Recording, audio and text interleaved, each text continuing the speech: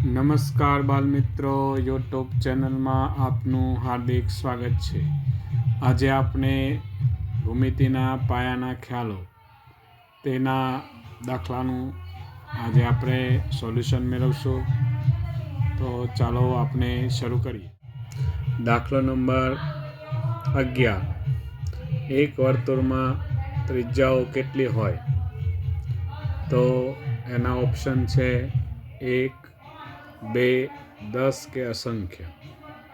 તો એનો જવાબ છે કે વર્તુળમાં અસંખ્ય ત્રિજ્યાઓ હોય, એટલે આપણો જવાબ આવશે ડી ઓપ્શન. દાખલો નંબર 12. એક વર્તુળની ત્રિજ્યા 4 સેન્ટીમીટર હોય તો તેનો વ્યાસ કેટલો થાય? આગળ આપણે જોયું તો કે ત્રિજ્યાના બમણા કરીએ એટલે વ્યાસ થાય, અને વ્યાસનું અડધું એટલે ત્રિજ્યા. અહીંયા ત્રિજ્યા આપી છે 4, તો એનો વ્યાસ કેટલો થાય? તો ત્રિજ્યાના બમણા કરીએ તો 4 દુ 8, એટલે આપણે ઓપ્શન નંબર સી આપણો જવાબ સાચો આવશે કે 4 સેન્ટીમીટર ત્રિજ્યાનો વ્યાસ એ 8 સેન્ટીમીટર થાય. ત્યારબાદ દાખલો નંબર 13. વર્તુળના તમામ વ્યાસના માપ કેવા હોય? તો એનો જવાબ છે કે વર્તુળના તમામ વ્યાસ એટલે કે વ્યાસ જે છે તેના માપ કેવા હોય? સરખા, વિશિષ્ટ, જુદા જુદા કે કંઈ કહી ન શકાય. તો વર્તુળનો વ્યાસનો માપ એ દરેક વર્તુળમાં સરખા હોય છે. એ આપણે ઓપ્શન નંબર એ આપણો જવાબ આવશે. ત્યારબાદ દાખલો નંબર 14. એક વર્તુળનો વ્યાસ 14 સેન્ટીમીટર હોય તો તેની ત્રિજ્યા કેટલી હશે? આગળ આપણે જોયું કે ત્રિજ્યાના બમણો વ્યાસ થાય અને વ્યાસની અડધી કરીએ તો ત્રિજ્યા થાય.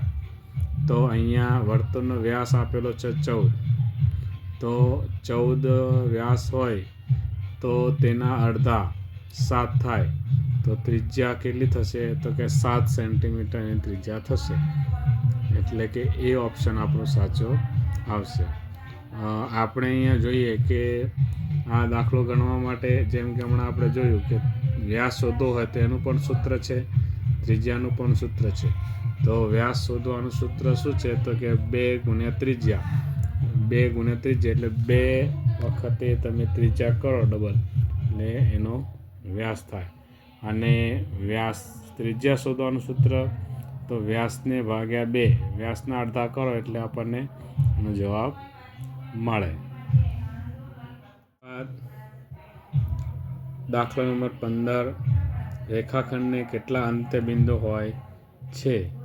તો આપણે જોઈએ તો રેખાખંડને 2 અંત્યબિંદુ હોય. આગળ આપણે રેખાખંડની માહિતી મેળવી હતી કે રેખાખંડને આપણે માપી શકાય છે, કારણ કે તેને ઉદ્ગમ બિંદુ પણ છે અને અંત્યબિંદુ પણ હોય છે, એટલે કે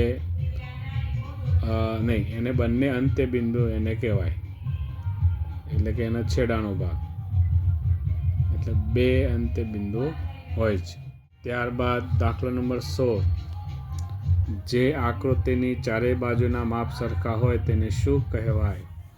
તો 4 બાજુ હોય એટલે આપણને ખબર છે કે ચોરસ, લંબચોરસ હોય, પણ હવે ચારે બાજુ સરખી હોય તો એવો જે હોય આકૃતિ એને આપણે ચોરસ કહીએ છીએ, એટલે કે સી ઓપ્શન આપણો સાચો આવશે. ત્યારબાદ દાખલો નંબર 16. જે આકૃતિ 17. રેખાખંડ AB ને કઈ રીતે દર્શાવાય? તો હમણાં આપણો રેખાખંડને 2 અંત્યબિંદુવાળો પ્રશ્ન હતો, તો અહીંયા આપણે એનો ઓપ્શન જે છે કે AB રેખાખંડ આ રીતે આપણે એને દર્શાવી શકાય છે. ત્રિકોણ માટેનો સંકેત કયો છે? તો અહીંયા આને ગોળ કહેવાય, ચોરસ કહેવાય, પંચકોણ ને ત્રિકોણ. ત્રિકોણ માટેનું ઓપ્શન નંબર બી એ સાચો જવાબ છે. ત્યારબાદ દાખલો નંબર 19. જે ત્રિકોણને ત્રણેય બાજુ સરખી હોય તેને કયો ત્રિકોણ કહેવાય? તો ભૂમિતિના પાયાના ખ્યાલોમાં પહેલો ભાગ આપણે જોયો કે ત્રિકોણને પ્રકાર કેટલા, તો કે ત્રિકોણના 6 પ્રકાર, 3 બાજુ પરથી ને 3 ખૂણા પરથી.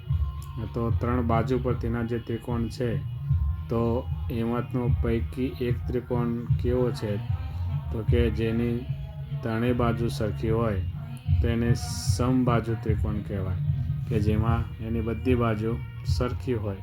એટલે ઓપ્શન નંબર બી એ સાચો જવાબ આવશે.